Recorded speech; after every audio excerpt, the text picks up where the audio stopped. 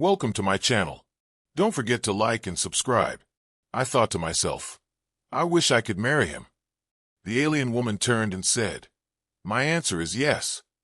The hum of the orbital station was steady, like the universe itself had decided to run on the sound of an overworked air conditioner. He sat at his desk, pretending to examine the spectral data, flickering across his console, but really he was sneaking glances at her reflection in the polished surface of the viewport. She stood across the lab, leaning over a crystalline sample recovered from the planet below, ears long and elegant, twitching slightly whenever she concentrated. He told himself he was studying her technique. That lie had worked for about 3 months, though his pulse always gave him away. She turned suddenly, catching him mid-glance, and he nearly choked on his own tongue. Something wrong? She asked, her voice smooth, but laced with that faint teasing note he never quite knew how to respond to. No, he stammered, waving his hand so violently he almost knocked over a beaker. Just, checking the angle of photon refraction in your, hair. Her ears tilted back, amused. You mean the data sample? Yes. That, of course. He coughed, tapping the console like it owed him money. Very refractive. The truth was, nothing about life on the outpost was refractive except the way his feelings bounced back at him. For 3 years he had been the station's least coordinated xenolinguist, known for translating alien dialects with the precision of a master and carrying coffee across the corridor with the grace of a drunk space bat. He didn't mind. His reputation as a clumsy genius was almost comforting. Almost. She, on the other hand, was effortless. When she walked into a room, conversations stuttered like faulty comms. Not because she looked strange. Her body was almost indistinguishable from human form, but because of the subtle details. The elongated ears that twitched like antennae catching frequencies no one else could hear. The glow in her eyes that shifted faintly with emotion. The way the air itself seemed to bend politely to give her room. He'd once told himself it was purely academic fascination. A linguist studying a member of a species whose culture was older than Earth's pyramids. That excuse lasted until the night he dreamed of her laughing at one of his terrible jokes. A sound so warm it followed him into the waking day. The station shuddered as a cargo pod docked. He used a momentary distraction to breathe, trying to shake the heat off his face. The console chimed with a new sequence of glyphs uploaded from the ruins below. "I'll work," he muttered, grateful for the interruption. Something I can ruin without emotional consequences. She drifted over to his side, and the scent of her, like ozone after a storm, unraveled his train of thought. She peered at the symbols. "This is old," she murmured, fingertips brushing the holographic projection. The glyphs glowed faintly under her touch, which was not standard scientific procedure. But then again, nothing about her was standard. "They're reacting to you again," he said, pretending not to be impressed. "That's totally normal. Just ancient technology flirting with you. No big deal." "Perhaps it likes long ears," she replied, deadpan, but her mouth curved at the corner. He laughed too loudly, then slapped the console by mistake, which switched the glyphs to a different mode. The screen now displayed a loop of what looked disturbingly like stick figures dancing. She tilted her head, ears twitching. "Is this ceremonial?" "Yes," he said quickly. "The sacred ancient art of, disco." Her luminous eyes met his, and for one terrifying moment he thought she knew he was lying. Then she laughed, a sound like a dozen tiny chimes colliding in the air, and he felt his chest loosen. She always laughed at his nonsense. Not because his jokes were funny. Most were objectively terrible, but because she seemed to find something genuine in the way he said them. Hours passed as they deciphered fragments of the language, interrupted occasionally by his clumsy attempts at humor and her dry, cutting comebacks. Together they made progress, though the ruins' secrets remained vast and shadowed. Still, he couldn't shake the feeling that the ruins were watching them, listening, waiting for something unspoken. Later, when the artificial night cycle dimmed the corridors, he wandered to the viewport. Stars spilled across the black, sharp and endless. His reflection stared back. A man who could decode alien glyphs, but couldn't form 3 coherent words about how he felt. He whispered to the glass, so quietly even the station's microphones couldn't have caught it. I wish I could just marry her. He laughed at himself. Ridiculous. Completely ridiculous. A human and an alien, bound by marriage vows? The paperwork alone would take centuries. He shook his head, muttering, "You really are the galaxy's biggest idiot." Behind him, the lab door slid open with a soft hiss. He turned too quickly, almost tripping over his own boots. She stood there, ears tilted forward, luminous eyes fixed on him. For a heartbeat, he thought she'd heard everything. But she only said, "You left the console on. The glyphs are reacting again." "Of course," he blurted, relief flooding him. "That's what I was talking to. The console. Very romantic, consoles. They complete me." She arched an eyebrow, and he swore her ears twitched in laughter. Then perhaps I should be jealous. The door closed behind her as she returned to her work, leaving him frozen in place.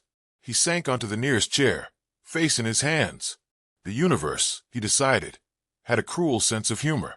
And yet, somewhere deep in the hum of the station, he thought he heard something new, like a low echo of his own wish, bouncing back from a place far older and stranger than he could imagine. The shuttle rattled like a tin can full of angry screws as it entered the upper layers of the planet's atmosphere. He gripped the armrest with the white-knuckled determination of a man convinced his obituary would include the words experimental descent vehicle. She, by contrast, sat across from him in perfect calm, long ears angled slightly back as if listening to the planet's storms. "You're enjoying this, aren't you?" he muttered, trying to keep his breakfast in its designated place. "Very much," she said without hesitation. "Your face is fascinating under stress. It changes color. Pink is a perfectly respectable shade for terror." The shuttle pitched, and he swore under his breath. "Next time, remind me to invent teleportation before I agree to planetary surveys." The planet below was lush, tangled with forests that glowed faintly blue under the strange sun. As they descended, great stretches of crystalline growths jutted from the ground like frozen lightning strikes. Their destination lay in the midst of it, a ruin half buried beneath stone and luminous vines, carved with the same glyphs that had flickered on the station. The landing thrusters wheezed them to the ground, and he unbuckled with the grace of a man relearning gravity. He promptly stumbled over the supply crate, only saving himself from a face-first dive when she caught his sleeve. "Careful," she said, eyes gleaming. "Just testing the friction coefficient of the soil," he muttered. They moved through the forest toward the ruins, their scanners humming as they detected faint energy fields. The air smelled sharp, like ozone tangled with wildflowers, and though he tried to stay focused, every step closer made the hair on his arms prickle. The ruins weren't dead. They were waiting. She touched the first carved wall, her long fingers gliding over the grooves. The glyph stirred, a faint light running along the surface. He swallowed hard. "See, that's normal. Just ancient technology saying hello. Definitely not ominous at all." She gave him a look, ears twitching. "It reacts to thought. That much is clear." "Well, let's make sure my thoughts stay boring and academic then," he muttered. Unfortunately, his thoughts were doing backflips, half of them involving her smile, and the other half involving catastrophic explosions. He set up the scanners, trying to distract himself. "So, any chance this place doesn't collapse on us while we poke around?" "Minimal," she said, "but not zero." "Great. I'll add that to my list of reassuring phrases. Right next to the airlock probably sealed, and that tentacle looks friendly." They ventured deeper, beams of their lamps sweeping across columns that shimmered faintly as if alive. Strange machinery, half organic in design, hummed when she drew near. He noticed the way the devices tilted toward her, like flowers seeking sunlight. "Okay, that's officially creepy," he whispered. "Or flattering," she countered. "Only if you like being flirted with by architecture." One chamber pulsed brighter than the rest, its central pedestal shaped like an open hand. She hesitated before stepping closer. He tried to distract himself from the fact that his heart was pounding louder than the machinery. "You're not seriously going to—" "Oh, you are." Her palm met the surface, and the ruin came alive. Glyphs burst across the walls, spiraling in waves of light. The pedestal thrummed with energy, and he swore the temperature dropped 3 degrees instantly. The symbols projected themselves into the air, swirling around them. He reached for his translator, fingers fumbling. Okay, no pressure. Just decode a billion-year-old alien interface, while not fainting in front of your colleague/crush. Easy. Your muttering is distracting, she said, though her ears twitched with amusement. Good, it's supposed to be. Distracting myself, too. The glyphs rearranged into forms almost like sentences, and his eyes widened. It's a memory vault. Or a library. Maybe both. And I don't know. The holographic projection shifted, not just showing symbols, but impressions, shadows of voices, thoughts. He stiffened. Among them was his own. A faint echo of words he had whispered in the station, not meant for anyone but himself. I wish I could just marry her. His face burned. He tried desperately to hit the console to clear the playback, but it kept echoing, louder, layered like a chorus of fools. That's not supposed to. Translation error. She turned toward him, luminous eyes wide. For a moment she looked startled. Then, to his horror, the corners of her mouth lifted. Your answer is amusing. My what? You think the ruins are proposing to me? She tilted her head. Through you. Yes, exactly. That's what's happening. The ruins. Flirty architecture, remember? He laughed, high-pitched and panicked. Classic ruins behavior. Nothing to do with me. She stepped closer, her ears angled in a way he'd learned meant deep focus. You do realize it spoke your true thought. He tried to sink through the floor. Or it misquoted me. Ancient technology has bad microphones. She considered him for a long moment. Then, with a glimmer in her eyes, she said softly, My answer is yes. His brain promptly crashed, blue-screened, and attempted a reboot. Wait, what? No, hold on, yes to what? You don't even know the question. You do, she replied. He opened and closed his mouth like a fish. The ruins pulsed brighter, as though delighted by the exchange. Somewhere in the back of his mind, a rational voice screamed that this was scientifically groundbreaking. The rest of him just tried not to faint. Okay, he said finally, voice squeaky. But for the record, if these ruins start demanding we pick out wedding china, I'm blaming you. Her laughter filled the chamber, mingling with the hum of ancient light, and for the first time since landing, he felt the weight of the ruins lift. Dangerous, mysterious, yes, but also strangely joyful. The ruins refused to go back to sleep.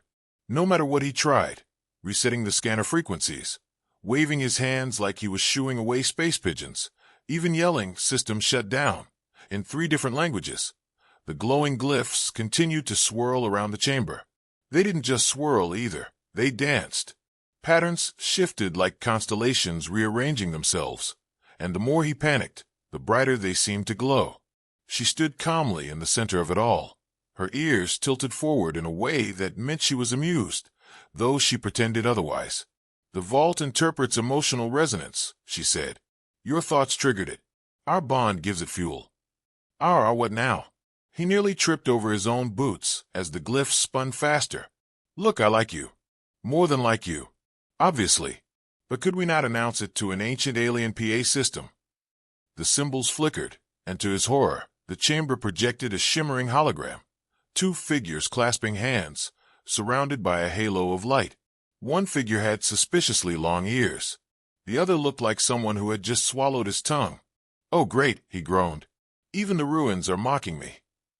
They are affirming us, she corrected, tilting her head. This is a declaration. Of love. Or of impending doom. Because I've learned those too often look the same. The pedestal pulsed, and the floor shifted beneath them. With a deep rumble, a corridor unsealed itself from the wall, revealing a spiral of light, descending into the earth. He rubbed his forehead. See, this is how horror hollowits start.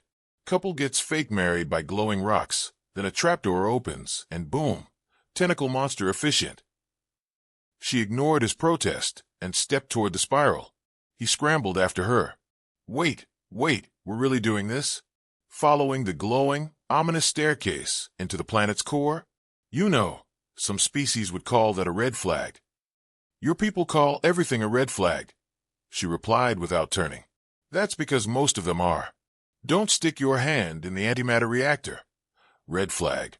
Don't trust the salesman offering you perpetual motion generators. Red flag. Don't confess to your colleague inside a haunted ruin. Giant crimson banner. Despite his complaints, he followed her down the spiral. The further they went, the more the air seemed to vibrate, like a song too low for ears, but too strong to ignore. The corridor opened into a vast chamber, where dozens of crystalline spires hummed in unison. He whistled low. If this is a marriage hall, it's a little over-decorated. The spires responded with a low hum, and suddenly projections appeared in midair. Challenges, trials, tests. One by one, shimmering images unfolded, asteroids whipping through space, strange alien recipes boiling in cauldrons, even bizarre dreamscapes filled with talking singularities. He rubbed his eyes. Are we being tested? By architecture. She stepped closer to one of the spires, studying it. It wants proof of unity. Unity? What are we, an intergalactic boy band? The first trial manifested without warning. A projection enveloped them, and suddenly they were floating in a starfield with asteroids barreling toward them. He shrieked, clutching her arm. This is it. This is how I die. Crushed by cosmic gravel. Focus, she said calmly, guiding his trembling hands to the controls of a holographic shuttle that had appeared before them. He fumbled with the console, jabbing buttons at random. The shuttle spun, narrowly dodging one asteroid while colliding with another. Instead of exploding, the asteroid burst into confetti. His jaw dropped. Wait, did that thing just throw us a party? Colorful streamers drifted through space as she suppressed a smile. Perhaps it reflects your perception. You see danger. I see celebration. Then remind me never to visit your idea of a funeral, he muttered. Somehow, together, they steered through the asteroid storm, every impact releasing more absurdity. Sparklers, balloons, even a holographic mariachi band that played whenever he panicked.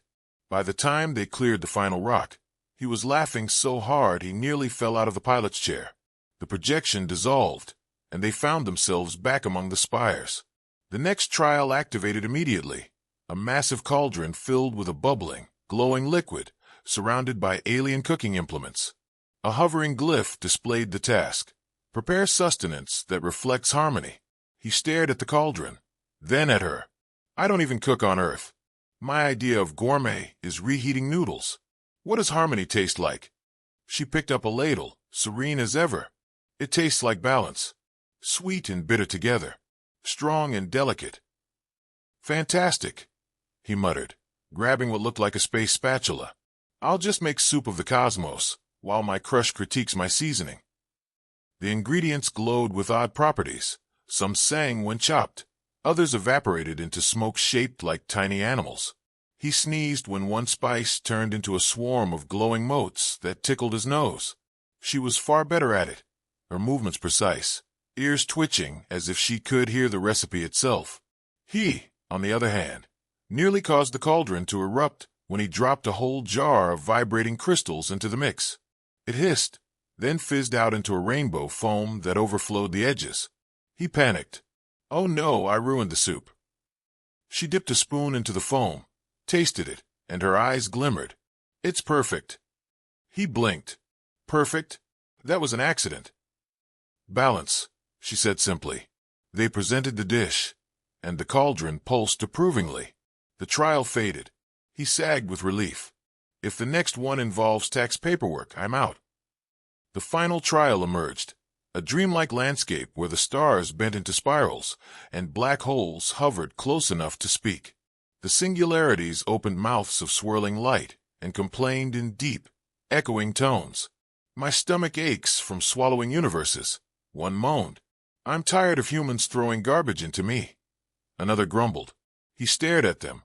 Okay, I didn't study for interdimensional therapy class. Listen, she said softly, stepping forward. They don't want answers. They want to be heard. So he tried, awkwardly, nervously, with jokes when the silence got too heavy. He told the black hole that maybe it should try a lighter diet, and to his shock, it chuckled, the gravitational pull relaxing. Together, he and she soothed the cosmic complaints, laughter mixing with honesty. When the dream dissolved, they were back in the chamber. The spires flared brighter than before, and for the first time, he felt something settle in his chest. A warmth that wasn't panic, but something frighteningly close to peace. He turned to her, still trying to find the right words. "So, what did we just prove? That we're compatible enough to cook glowing soup without dying?" She looked at him with eyes luminous and ears angled gently forward. "We proved what the ruins already knew." He swallowed, heart hammering. "And what's that?" "That we are not alone," she said simply. And for once, he had nothing to joke about. Only the dizzying realization that maybe, just maybe, the universe agreed with her. The chamber's light didn't fade this time. Instead, the spires resonated in unison, a low vibration that crawled into his bones and made his teeth itch. He tried tapping his wrist scanner, hoping for readings that would explain why ancient alien ruins were suddenly running a relationship test. The scanner sputtered, blinked twice, then displayed a single cheerful word: "Congratulations." He groaned. "Oh no, we've been upgraded to newlyweds." She stood calmly, as always, ears angled in that amused tilt he'd learned to dread. "The vault recognizes our bond." "Recognizes?" "It's practically filing our taxes together." The floor shifted beneath them with a soft rumble. New glyphs spiraled into the air, arranging themselves into a glowing archway. Beyond it stretched a corridor lined with pulsing lights. He squinted at it. "That looks like a honeymoon suite for people with no sense of self-preservation." "Or an invitation," she said. "Same thing," he muttered, but followed anyway. The corridor carried them to a chamber larger than the first, a dome where the walls displayed moving galaxies like murals. In the center stood a dais, with two interlocking rings of light slowly rotating. He stopped short. "Nope, I'm calling it now. This is a wedding altar. We've stumbled into the universe's most aggressive matchmaking service." The rings rotated faster, projecting streams of data that wrapped around them. Holograms burst forth, visions of their lives stitched together, his awkward stumbles paired with her steady grace, his jokes colliding with her dry wit. The ruins weren't just showing images, they were narrating their compatibility like an overenthusiastic relative at a family reunion. He clutched his head. "This is it. I've been kidnapped by architecture that ships us." She watched the projections without flinching, though her luminous eyes softened. "It seeks confirmation." "Confirmation? What more does it want? We survived therapy sessions with black holes. We cooked soup that glowed in 7 colors, and I didn't faint when you said yes, barely. What else is left?" The dais answered. A new projection shimmered into existence, a trial not of survival but of honesty. A sphere of light hovered between them, its surface rippling with waves that matched the rhythm of their hearts. He felt it tugging, pulling at the words he kept buried. He stiffened. "Nope, absolutely not. You first." She stepped closer to the sphere, without hesitation. Her hand brushed its surface, and her voice was steady. "I trust him. He is flawed. He is clumsy. His jokes are painful. Yet, he carries sincerity. And that is enough." The sphere pulsed. He gawked at her. "Painful? You wound me. My jokes are at least mildly injurious, not fatal." She tilted her head. "The sphere requires truth." He swallowed hard. His palms sweated. He imagined every suppressed thought bubbling up into the open. His mind screamed to run, but the sphere pulsed insistently, and he knew there was no avoiding it. He cleared his throat. "I don't know when I started falling for you. Maybe it was the way you made fun of my handwriting when we were cataloging glyphs. Maybe it was the time you laughed so hard at my joke about quantum socks that you nearly spilled acid on my boots. Or maybe it's just you. All of you. I'm terrified. I'm an idiot. And yes, I thought to myself, I wish I could marry her. There. Happy." The sphere glowed brighter, wrapping them in warmth. His chest felt both lighter and heavier at once. He braced himself for her laughter, for rejection, for cosmic silence. Instead, she smiled faintly, ears trembling. "My answer is still yes." His knees nearly gave out. You can't just keep saying that like it's normal." "It is normal," she said softly. The dais responded with a surge of light. The interlocking rings spun so fast they blurred, then shot a beam upward. The entire dome came alive. The galaxies on the walls shifted, rearranging themselves into new constellations. He gasped. Oh no! The ruins are updating the sky. We're breaking astronomy. Stars realigned above them, forming patterns that mirrored the two of them. Human and alien, hand in hand, luminous and awkward all at once. He pointed at the display, voice cracking. That's it. We're on a cosmic wedding registry. Somewhere out there, a nebula is knitting us a toaster. She actually laughed at that, her chimes echoing across the chamber, and the ruins seemed to laugh with her. The vibration in the walls deepened, no longer ominous, but strangely joyful. The beam of light faded, leaving behind silence. The sphere dissolved, the dais dimmed, but the constellations remained fixed in their new patterns, etched permanently into the sky. He stood there, still reeling, then muttered, "Well, at least they didn't make us kiss in front of the black holes." Her ears twitched in amusement. "You are relieved too soon." Before he could respond, the chamber shifted again. A new door slid open at the far end, revealing the open sky outside. He could see the constellations blazing above, brighter than before, undeniable proof of what had just happened.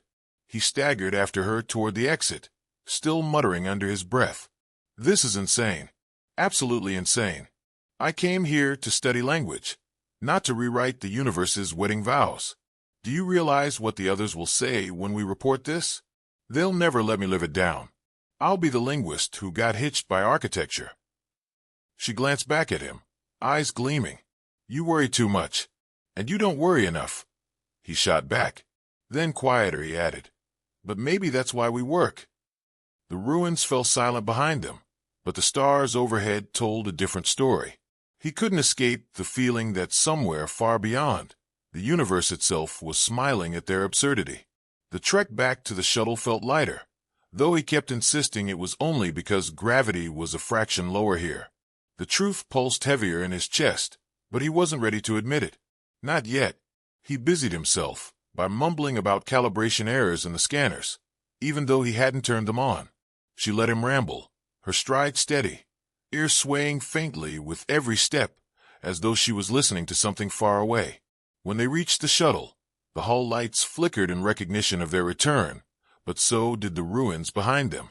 The great dome pulsed one last time, sending a ripple of light into the sky. He froze halfway up the ramp. "Did you see that? They waved goodbye. Oh no. Do we have cosmic in-laws now?" She paused, gaze fixed on the glowing constellations above. "Perhaps." He groaned. "I'm not ready for family dinners, where the main course is plasma soup, and the small talk is about star formation rates." The shuttle sealed behind them with a hiss, the engines warming.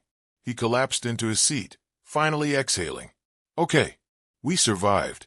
No monsters, no collapsing ceilings, no surprise tentacle ministers. Just glowing architecture that insists we're a couple. Honestly, that's almost disappointing." "You are relieved," she said. "Yes, and also mildly traumatized, but mostly relieved." He rubbed his face. "Now we just have to explain this to the station commander. Which part do you think will get me fired first? The fact that the ruins eavesdropped on my crush, or that the stars have been permanently rearranged into a glowing billboard of our relationship?" "Neither," she said simply. "Oh, good. Because I was worried. Wait, neither."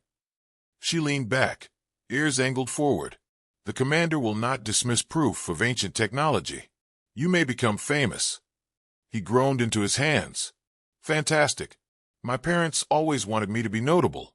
They'll love hearing I'm notable because the universe caught me proposing by accident." The shuttle lifted, breaking free of the planet's pull. Through the viewport, the new constellations blazed. He stared at them, chest tight, and realized he wasn't just embarrassed. He was proud. The stars themselves were different now, and somehow, impossibly, they carried his voice. The comm crackled as the station hailed them. A familiar, gruff voice asked for their report. He opened his mouth to respond, then hesitated. For once in his life, he didn't stumble, didn't make a joke to hide behind. "We found the ruins," he said clearly. They were listening, and they answered. There was a long pause on the other end. Then the commander sighed. I don't even want to know. Just dock safely. He chuckled, leaning back. See, already starting strong. She glanced at him, luminous eyes steady. You are changing. He frowned. What do you mean? I'm still me. Clumsy, awkward, professional disaster. And honest, she interrupted gently. He blinked, then let the silence stretch. For once, he didn't try to fill it with babbling. She was right. Something had shifted. The ruins hadn't made him different. They'd only forced him to say what he'd buried too deep. The shuttle docked, the familiar clang echoing through the hull. As the ramp lowered, crew members waited, craning to see what treasures they'd brought. He stumbled down first, clutching his scanner like it was evidence. They crowded him with questions, but he only said, The ruins recognized us. They bound us. The constellations are proof. The laughter was immediate. You mean the ruins married you? One technician snorted. Do we address you as Doctor and Mrs. Ancient Architecture now? His face flamed, but before he could sputter a defense, she stepped forward, calm and certain. Yes, that is correct. The crowd fell silent. He gawked at her. You didn't have to say it like that. I told the truth, she said simply. The laughter turned into cheers, applause. Even a few jokes tossed their way. He buried his face in his hands again, but beneath the embarrassment was something else. Warmth. Acceptance. Later, alone by the viewport, he looked out at the constellations still blazing their impossible patterns. He whispered, I thought I'd lose everything if I ever admitted it. Turns out I gained everything.